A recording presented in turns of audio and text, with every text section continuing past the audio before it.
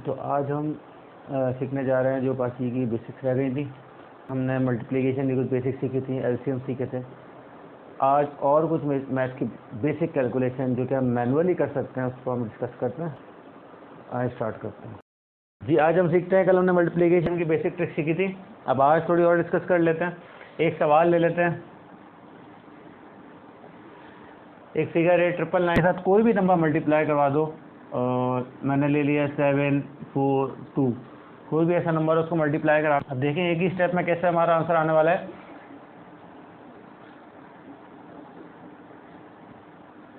तो जी हमारा आंसर आ चुका है जी। ऐसा नहीं है कि मैंने वैल्यूज रटी हुई हैं, बहुत ही आसान है। आपको ट्रिक बताने वाला हूँ, उसके बाद आप खुद देखेंगे कितनी आसानी सॉल्व किया। ये आपका आंसर आ चुका है और बहुत ही आसान तरीका। अब इसकी ट्रिक मैं आपको बताने जा रहा हूँ। मैंने क्या किया है कि जो भी नंबर बेटा यहाँ राइट साइड पे, मतलब जो 999 के साथ या कोई भी 9 वाली फिगर हो, डबल हो, ट्रिपल हो, 4 हो, यहाँ बेटा थोड़ी सी रिस्ट्रिक्शंस है कि यहाँ पे यही फिगर होगा। उसके अलावा जो भी आप यहाँ ले लें उसको एज इट इज़ हमने नीचे लिखना है, बस एक नंबर रिड्यूस कर देना है। मीन्स के 742 था तो 741 मैंने लिख दिया। उसके बाद कुछ नहीं करना, बस 9 में से 7 माइनस करे, जो आंसर आना है वो यहाँ लिखना है। 9 में से 4 माइनस करे, जो आंसर आया यहाँ लिखा। 9 में से 1 माइनस किया, जो आंसर आया। ऐसा मुश्किल नहीं, एक ही स्टेप में हमारा आंसर आ गया है। अच्छा, एक एग्जाम्पल और करते हैं। मैंने 4 दफ़ा 9 ले लिया, उसके बाद मल्टीप्लाई कर लिया।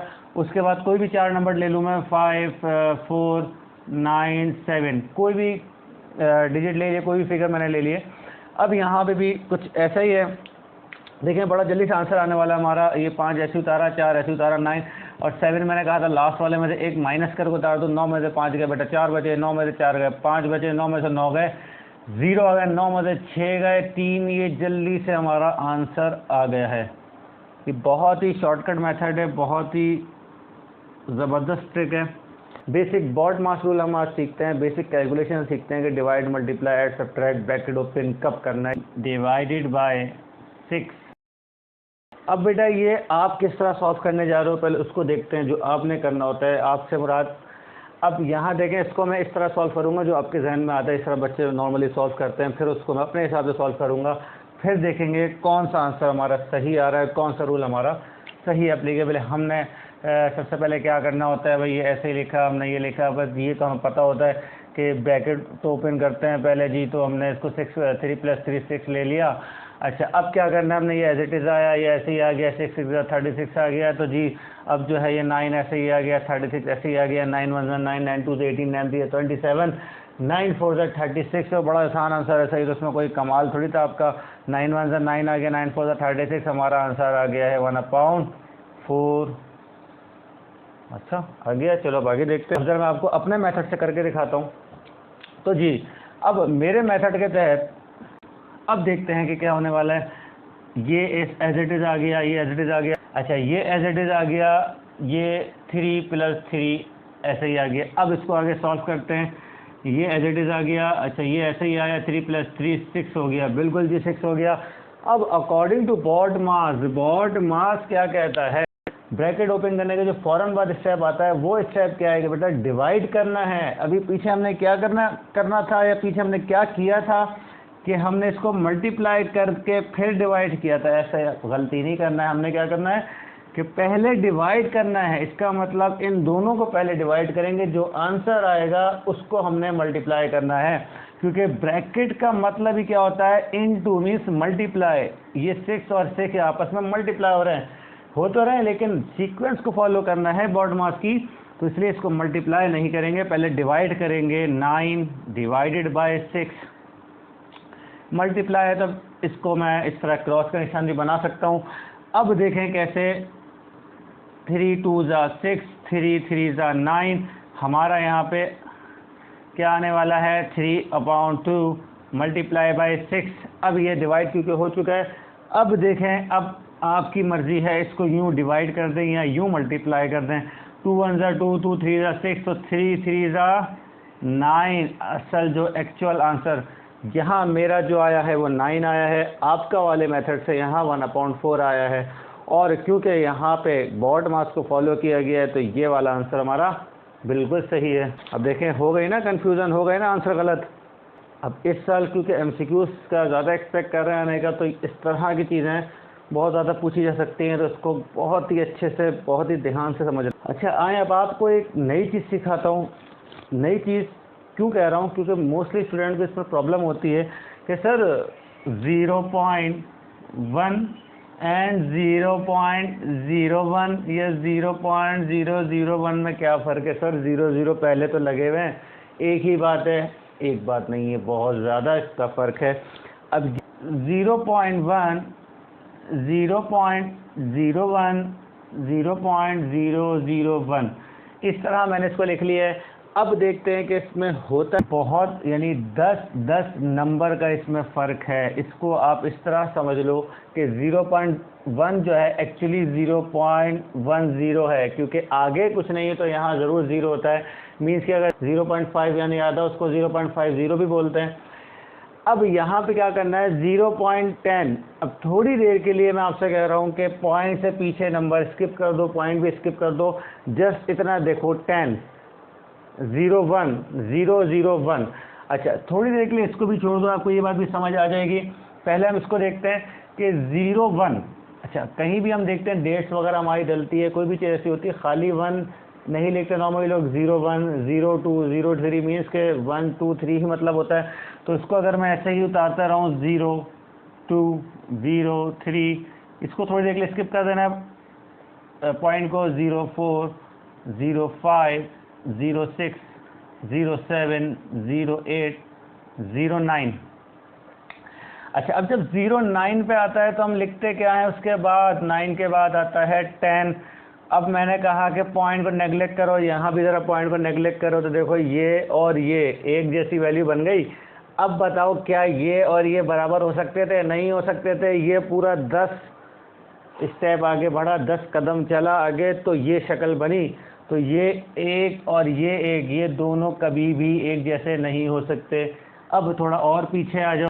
अब यहाँ पे पॉइंट के बाद 001, तो यहाँ भी इसका सीक्वेंस, यानी इसी सीक्वेंस से आगे चलेंगे कि पॉइंट के बाद इधर नंबर देखते हैं 002, 003, 004, 005, 006।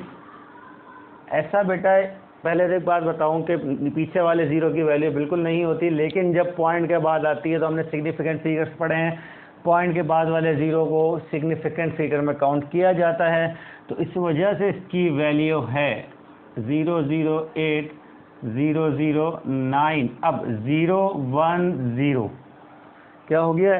010। अब इसके बाद यानी यहाँ भी 01, उसके बाद 0 लगा सकता हूँ ना, जिस तरह ये 10 हो गया था, यहाँ भी 010। तब देखें ये वाली शक्ल और ये वाली शक्ल देखें, तो यहाँ भी क्या मतलब हुआ कि ये और ये एक जैसे नहीं हो सकते। यहाँ भी 10 कदम आगे बढ़ना पड़ा तो हमारी ये वाली शक्ल आई। उसके बाद फिर मज़ीद 10 कदम आगे बढ़े तो ये वाली हमारी शक्ल आनी है। यहाँ तक बात बहुत अच्छी तरह क्लियर हो जानी चाहिए आपको। 0.01 या 0.001 में कोई फ़र्क है कि नहीं है, वो मैंने आपको थोड़ा क्लियर करके बताया। बिल्कुल फ़र्क है, बहुत ज़्यादा फ़र्क है। कितना फ़र्क है मैंने आपको यहाँ पे क्लियर कर। और अभी भी अगर आपको ये बात इस चीज़ में, इस कॉन्सेप्ट में कोई डाउट है तो आप मुझे कमेंट सेक्शन में ज़रूर मुझसे पूछ सकते हैं, और उम्मीद है कि आपको ये समझ आया हो। अच्छा, अब हम देखते हैं कुछ डिवीज़न की ट्रिक्स। ये ट्रिक ऐसी आपको बताऊंगा, किसी शॉर्टकट की बात नहीं कर रहा हूँ, लेकिन आप कॉन्सेप्ट ज़रूर क्लियर हो जाएंगे। प्रैक्टिकली इस चीज़ को मैं आपको करके बताऊंगा, प्रैक्टिकल एग्जांपल देके बताऊंगा कि उसको किस तरह डिवाइड किया जाता है। बेटा 4 है। अब सर ये 4 क्या है? अब इसकी एक प्रैक्टिकल एग्जांपल लेते हैं। बेटा 4 बिस्किट है। अच्छा, अब इन 4 बिस्किट को डिस्ट्रीब्यूट करना है, यानी बांटना है किसी को। अब डिस्ट्रीब्यूट कितने लोगों में करना है वो चीज़ हमेशा नीचे लिखी जाती है। मीन्स के नीचे जो डिवाइड में जो वैल्यू हो, इट मीन्स कि उसको उतने हिस्सों में डिवाइड करना है, उतने लोगों को देना है। यहाँ पे मैं आपको डिवाइड में लिख के दे देता हूँ कि एक बिस्किट है, 4 बिस्किट हैं, उसको 4 लोगों में देना है। क्या करना है? 4 लोगों में देना है। सर ये तो बहुत ही आसान है, चारों को एक एक बिस्किट दे दें। मीन्स के 4 1 4, 4 1 4, आंसर विल बी 1। बहुत ही अच्छा, गुड। अब मैं आपको कहता हूँ कि बिस्किट तो 4 हैं, लेकिन देना किसको है? 3 लोगों को देना है। इट मीन्स के 4 बिस्किट थे और जो डिस्ट्रीब्यूट जिनमें करना था वो हमारे पास 3 लोग थे। अब मुझे बताओ, वैसे प्रैक्टिकल सोच के बताओ कि जब 4 लोग थे तो सबको एक एक मिला, अब लोग कम हो गए तो उनके दरमियान उनके पास जो हिस्सा था सबका वो बढ़ जाएगा या मज़ीद कम होगा? ऑब्वियसली बढ़ जाएगा, क्योंकि एक चीज़ 4 लोगों में डिवाइड हो रही थी, यानी 4 बिस्किट 4 लोगों को दिए जा रहे थे, एक एक बिस्किट। अब 3 लोग हैं, तीनों को अगर एक एक दे दो तो एक बिस्किट आपके पास बचेगा। इट मीन्स कि वो मज़ीद तीनों में डिवाइड किया जाएगा, तो उस एक से बड़ा आंसर हमारा आने वाला है। बिल्कुल ऐसा ही है।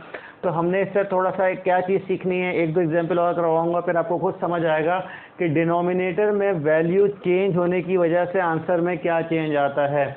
मीन्स डिनोमिनेटर में वैल्यू बढ़ती है तो आंसर में क्या फ़र्क आता है, डिनोमिनेटर में वैल्यू रिड्यूस होती है, कम होती है, तो आंसर में क्या फ़र्क आता है। अब जब 4 थी, अब जब 4 यहाँ पे डिवाइडेंट है, 4 लोगों में डिवाइड करना था तो आंसर हमारा 1 आ रहा था। अब 3 लोगों में डिवाइड करना है, अब क्या करें?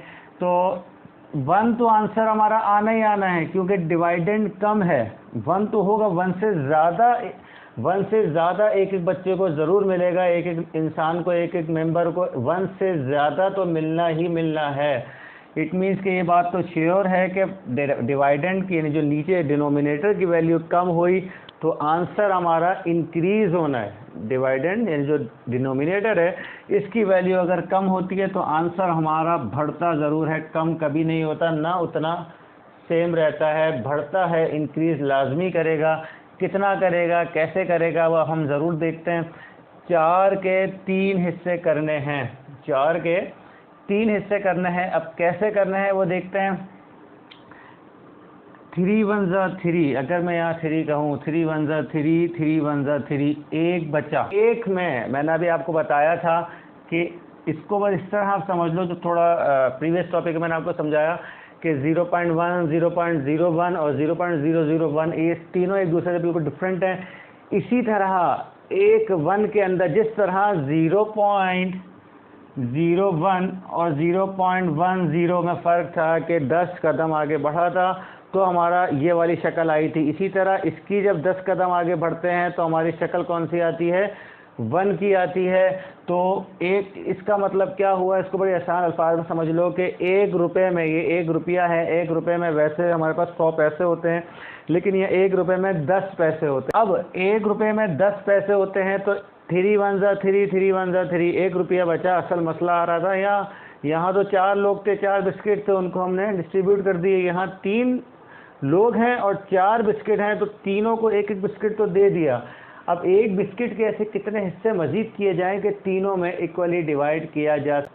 तो 0.1, 0.2, 0.3, 0.4, 0.5, 0.6, 0.7, 0.8, 0.9 and 0.10। क्या ये सही करा है? नहीं किया। 0.1 और 0.10 तो एक ही था, तो क्या सर ये दोबारा आ सकता है? बिल्कुल नहीं आ सकता। यहाँ पे हमने क्या 0.19 के बाद ये 10 पूरा हो जाता है, यानी इसको 1 बोल सकते हैं। तो 1 में मैंने क्या बताया, 10 पैसे होते हैं 1 रुपये में। अब ज़रा इन 10 को, यानी 10 पैसों को 10 हिस्से किए हमने एक बिस्किट के। अब उसको हमने कितने लोगों में डिस्ट्रीब्यूट करना है, 3 लोगों में डिस्ट्रीब्यूट करना है। ये अभी बड़ा मुश्किल लग रहा होगा, लेकिन ये बेसिक कॉन्सेप्ट यही है। प्रैक्टिकल आपको एग्जांपल देकर समझा रहा हूँ। अब देखो कि यहाँ पे 3 हिस्से करने हैं 10 के, यहाँ पे 10 पार्ट के, यानी एक चीज़ के 10 पार्ट करे, उसमें 3 लोगों को डिस्ट्रीब्यूट करना है। तो ये एक बंदे के पास चला गया, ये दूसरे बंदे के पास चला गया, ये तीसरे बंदे के पास चला गया। अब यहाँ क्या बचा, खाली 1। फिर वही 1 के 10 हिस्से। तो उसको करते करते जो राउंड ऑफ किया जाता है, इसका जो आंसर हमारा है वो है 1.33 समथिंग। अब इसको ज़रा कैलकुलेटर से करके आप देख लेना कि आंसर हमारा 4/3 हमारा क्या आ रहा है। अब देखो यहाँ 1 था, तो देखो डिनोमिनेटर जब छोटा हुआ तो हमारा आंसर बढ़ गया। अब एक चीज़ और देखते हैं जो बहुत ही इंपॉर्टेंट चीज़, विच इज़ 2। 2 मीन्स कोई भी ऐसा डिजिट, कोई भी नंबर ले लो, लेकिन नीचे अगर 0 आ जाए या उसी की एग्जाम्पल लेते हैं। ठीक है, ऊपर 4 है, अब 0, मैंने पहले आपको एग्जाम्पल दी कि 4 बिस्किट थे, 4 ही लोग थे जिनको देने, 4 बिस्किट थे, 3 लोग थे जिनको देने। अब 4 बिस्किट तो हैं लेकिन लोग 0 हैं, मीन के नीचे 0, ऐसा होता है, नीचे 0 आ जाता है। अब इसका आंसर क्या होगा सर? 0 आएगा। अच्छा बिल्कुल। अच्छा अगर 0 आता है तो बेटा अगर मैं आपसे पूछूं 0 डिवाइडेड बाय 4, अब क्या आंसर आएगा? सर 4 आएगा। नहीं सर 0 आएगा। नहीं सर क्या? तो अब मैं आपको इसका बताता हूँ। 4 डिवाइडेड बाय 0, पहले 0 मतलब नीचे वो लोग हैं जिनमें वो 4 या 4 बिस्किट डिवाइड करने हैं, डिस्ट्रीब्यूट करने हैं। अब मैं आपसे कह रहा हूँ 4 बिस्किट तो हैं, 0 लोगों को दे दो। 0 मीन्स कोई भी वैल्यू नहीं, कोई बंदा है ही नहीं। तो क्या 4 का आंसर क्या आने वाला है? सर बिल्कुल 4 होगा। तो बेटा 4 नहीं आएगा, हमने डिवाइड देखना है 4 के हिस्से कितने करे। सर एक भी नहीं करा, इसका मतलब आंसर इन्फिनिटी आता है। हमें पता ही नहीं कितने लोगों को देना है, लोग ही नहीं है, डिवाइड क्या करें? तो उसको आप जब कैलकुलेटर से करके देखोगे तो आंसर आएगा मैथ एरर। करके देख लेना साइंटिफिक कैलकुलेटर में। इसको जब के करोगे मीन्स के 0 है, उसको 4 लोगों में डिवाइड करो, मीन्स के बिस्किट ही 0 है।